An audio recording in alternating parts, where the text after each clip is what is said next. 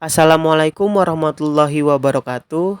Kami dari kelompok 4 yang beranggotakan Nida Pristian, Sarah Azahra, Wicaksono, Tio Dwi Ananpasya, Fahri Alfianza, Mario Surya, Dandi Wahyu, Muhammad Hilham Riyadi, Hamzah Rizaldi, Muzani Ruhdi, dan Maulana Abdul Ghani.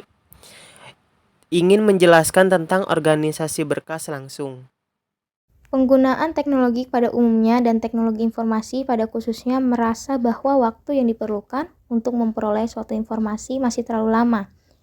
Metode pencarian biner maupun interpolasi masih belum dapat mengimbangi ketidaksabaran manusia terhadap penyediaan informasi yang cepat dan akurat.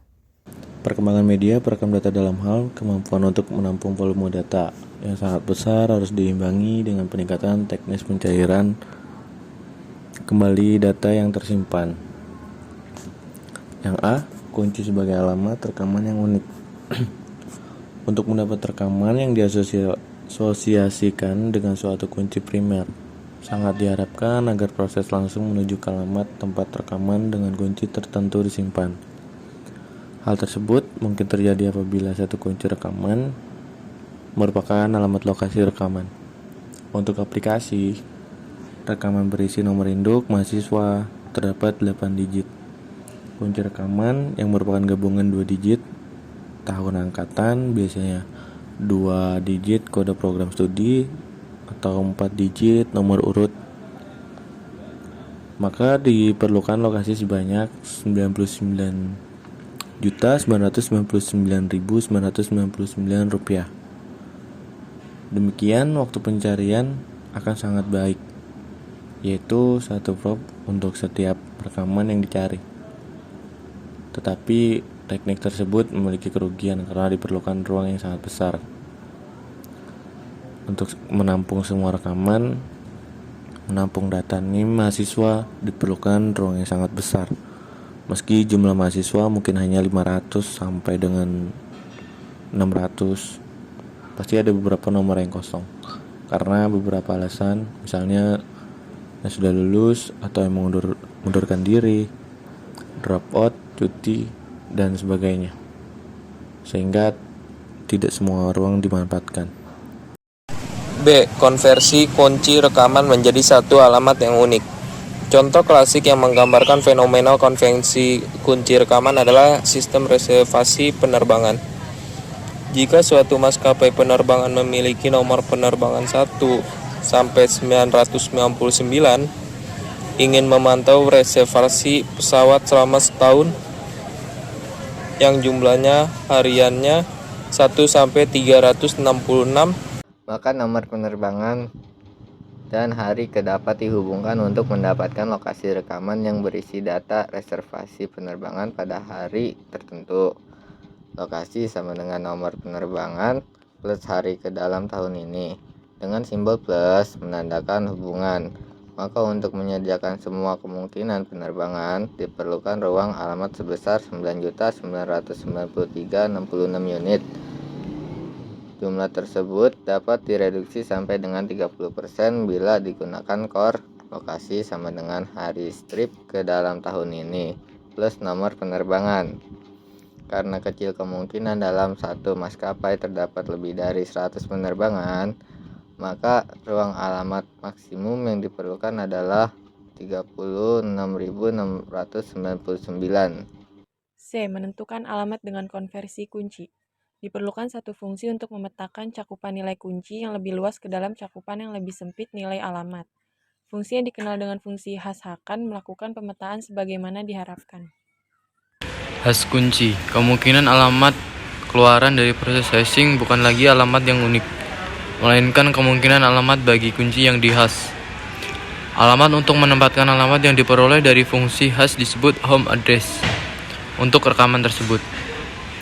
Tidak ada batasan mengenai bentuk fungsi yang akan memetakan kunci ke cakupan alamat, tetapi diharapkan fungsi tersebut menghasilkan kemungkinan alamat yang mampu mendistribusi kunci secara merata ke dalam cakupan alamat.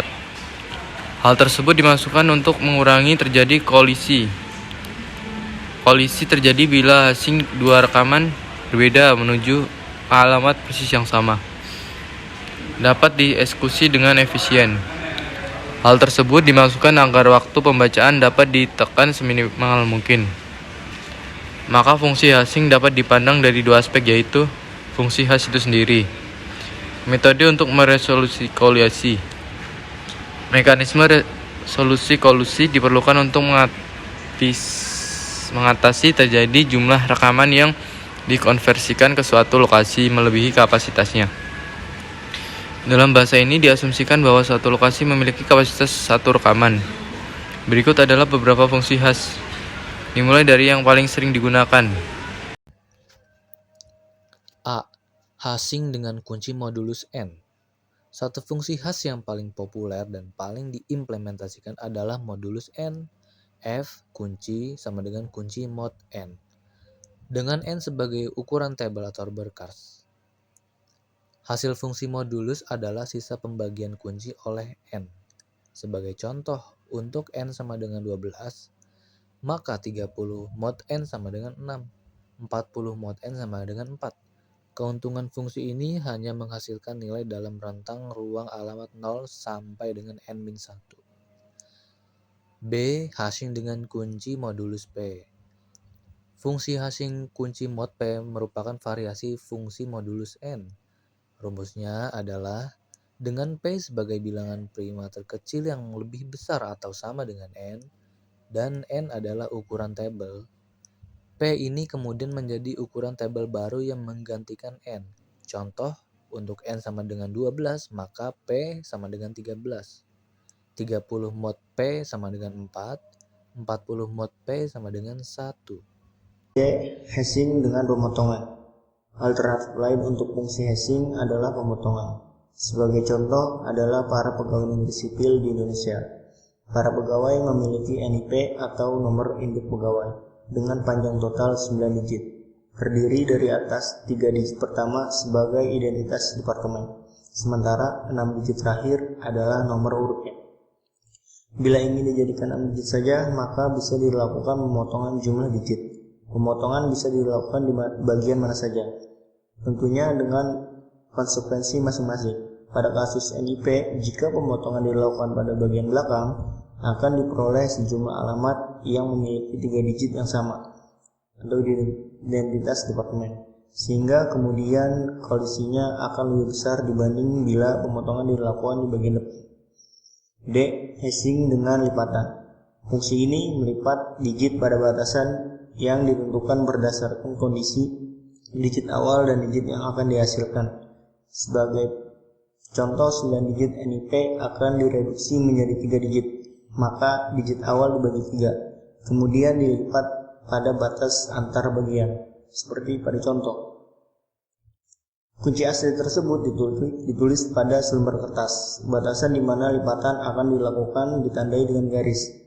Penjumlahan dari susunan tersebut adalah 385, 976, 421. Jika penjumlahan dilakukan dengan mengabaikan carry, maka diperoleh alamat 672. Sedangkan jika tidak mengabaikan carry, maka dihasilkan 782. E. Hashing dengan penggeseran. Hashing dengan penggeseran memiliki proses yang serupa dengan hashing lipatan. Bedanya setelah ditentukan batasan, digit asli dipotong kemudian digeser dan dihitung hasil jumlahnya 583976124 yang diperoleh alamat yang berbeda, yaitu 573 tanpa carry. Jika kedua hasil penjumlahan tersebut diterapkan dengan menggunakan carry dan hanya 3 digit yang paling kanan saja yang digunakan, maka diperoleh 683. F. Hashing dengan pengkuadratan. Hashing dengan pengkuadratan adalah fungsi hashing dengan menguadratkan kunci. Hasil penguadratan ini kemudian dapat dikombinasikan dengan pemotongan atau lipatan untuk mendapatkan alamat yang diperbolehkan. Sebagai contoh, penguadratan kunci 782 akan menghasilkan kemungkinan alamat 117F782 sama dengan 117. G. Hashing dengan konversi radix. Dalam konversi radix, kunci dianggap dalam base selain 10 yang kemudian dikonversi ke dalam basis 10. Misal, kunci 5678 dalam base 13 akan menghasilkan 12.098. Diperoleh dari 5678, posisi 3210. Hasil tersebut masih dapat dikombinasi dengan fungsi hash lain, atau pemotongan atau lipatan, untuk mendapatkan digit alamat yang diinginkan. Sekian presentasi dari kelompok kami. Jika ada kurangnya kami mohon maaf yang sebesar-besarnya. Semoga apa yang kami sampaikan bermanfaat. Terima kasih. Wassalamualaikum warahmatullahi wabarakatuh.